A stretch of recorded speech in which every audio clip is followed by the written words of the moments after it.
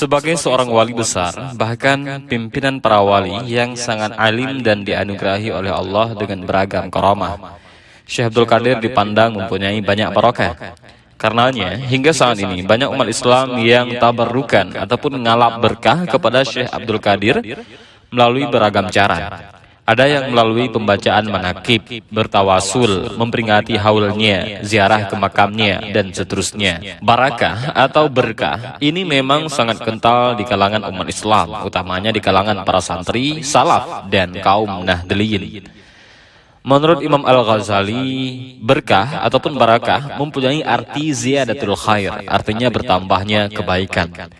Dalam kamus Al-Munawwir, barakah, al-barakatu, diartikan sebagai karunia Tuhan yang mendatangkan kebaikan bagi kehidupan manusia.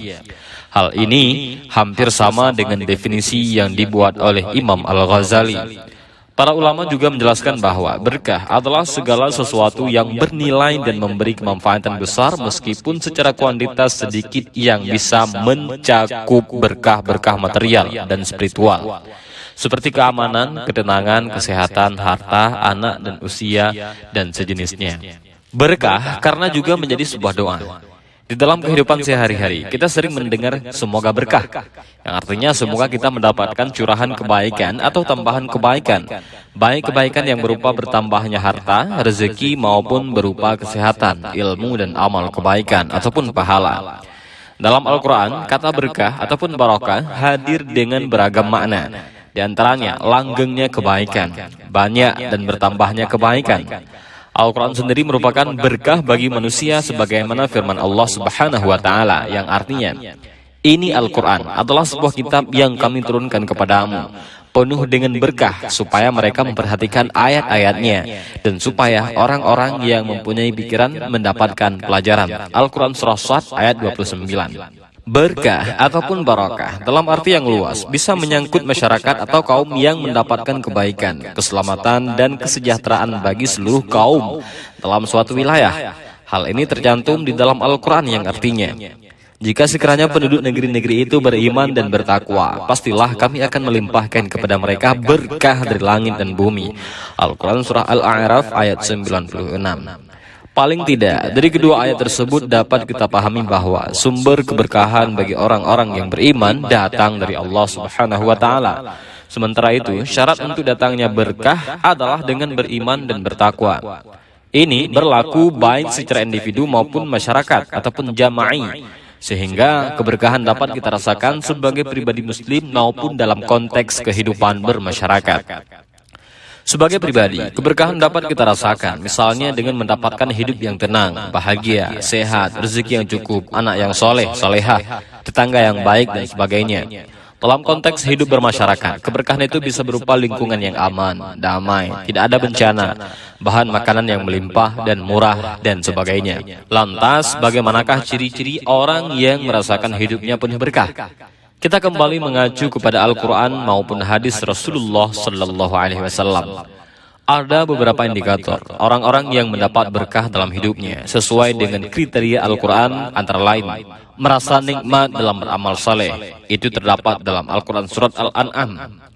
Konsisten ataupun istiqamah dalam kebaikan. Ini sebagaimana disebut dalam Al-Quran Surah Ali Imran. Merasakan kerinduan kepada Allah, dan ini sebagaimana disebut dalam Al-Quran Surah Al-Anfal. Berkah ini penting sebab berkah menunjukkan nilai dan manfaat dari apa yang kita miliki. Mempunyai sesuatu sedikit tidak apa-apa asal berkah daripada mempunyai hal banyak tetapi tidak berkah. Syukur-syukur mempunyai sesuatu yang banyak dan juga berkah. Apalah artinya kita mempunyai harta yang banyak, mobil mewah, rumah mewah, dan sebagainya, kalau tidak membawa keberkahan. Sesuatu yang tidak membawa berkah biasanya akan membawa celaka.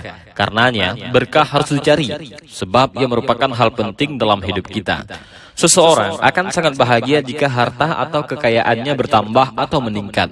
Mempunyai mobil misalnya, jika bertambah baik dari sisi jumlah maupun manfaatnya, itu pertanda berkah. Begitu juga rumah, kalau berkah maka ia akan bertambah baik, terutama dari sisi fungsi dan manfaatnya. Terkait dengan berkah ini, ada tradisi yang disebut dengan ngalap berkah. Di kalangan santri tradisional dan warga Nahdliyin, Perkara ini bukan soal yang asing. Ngalap berkah merupakan bahagian dari tradisi mereka. Bahasa Arab dari ngalap berkah ini adalah tabarrukan. Seperti yang dijelaskan, tabarrukan ataupun ngalap berkah adalah hal yang lumrah yang terjadi di pesantren-pesantren Indonesia. Lalu, apakah bisa ngalap berkah alias tabarrukan kepada para nabi, wali, orang-orang saleh, termasuk kepada para guru? Tentu saja bisa. Sebab melalui orang-orang saleh, seperti para nabi dan wali, berkah bisa kita dapatkan. Orang-orang saleh tersebut merupakan salah satu wahana bagi Allah untuk menyalurkan berkahnya kepada kita. Karenanya, para sahabat sendiri juga sering bertabaruk kepada Rasulullah SAW. Ada beberapa hadis yang menjelaskan sifat dan macam-macam tabarruk sahabat kepada Rasulullah SAW. Ada sahabat yang membincangkan soal tabarrukan para sahabat dengan tubuh Rasulullah sebagaimana yang dilakukan oleh Aisyah. Hadis riwayat Bukhari Muslim. Melalui rambut Rasul sebagaimana yang dilakukan oleh Abu Tolhah. Melalui ludah Rasul sebagaimana yang dilakukan Asma bin Abu Bakar. Melalui keringat Rasul sebagaimana yang dilakukan oleh Ummu Salim, dan hal itu diafirmasi oleh Rasul. Bahkan barang-barang yang pernah disentuh Rasul pun bisa dijadikan tabarrukan oleh sahabat. Salah satunya adalah minuman.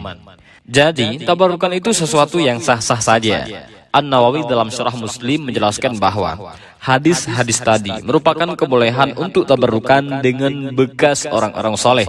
Bahkan Ibnu Hibban dalam sahihnya membagi dua bab khusus yang menjelaskan tentang bolehnya ngalap berkah ataupun tabarrukan dengan orang-orang soleh dan ahli ilmu. Terus, mengapa perlu lewat dengan orang-orang soleh seperti Syekh Abdul Qadir?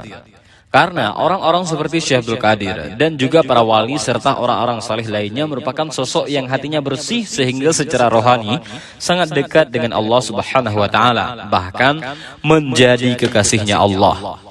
Dengan tabarrukan melalui beliau, Allah akan mudah mendengarkan doa-doa kita. Maka muncullah tradisi-tradisi tertentu yang bisa dijadikan sebagai sarana untuk ngelap berkah terhadap Syekh Abdul Qadir, seperti membaca manaqib, bertawasul terhadap beliau, dan seterusnya.